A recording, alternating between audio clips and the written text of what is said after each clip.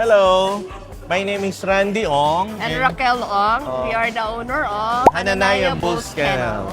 2017, nag-start kami na in love sa French Bulldog and And nag-start nag-breed, and then the rest is history na eh. Dumami na.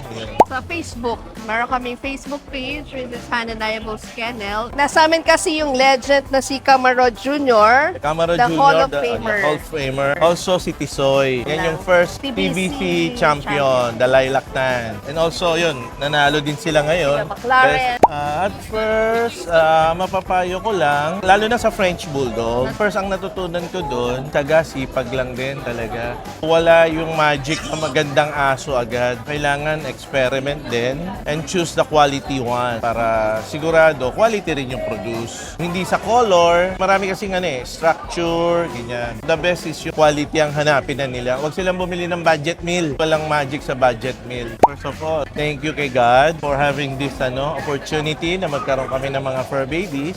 Secondly, sa wife ko. Kasi for her support, siya yung nag-aalaga ng kennel namin eh. We have almost 30 dogs. Puro French Bulldogs yun. Kami lang ng wife ko yung nag-handle. Like to thank Ray Reyes. Yun, Dre Reyes. Trainer and handler namin si Dre Reyes. Without him, syempre, maka hindi din sila mag-champion or manalo. And Aya also, handler din namin. Pwede nyo kaming i-like and follow sa Facebook, which is Hananaya Bulls Kennel. You can DM us for more info. Kasi mostly ngayon, ang kinikater namin mga studs. Kasi ito yung mga champion dogs. Para yung genes ng mga studs namin ma-transfer sa kanila, magiging maganda rin yung product, of course.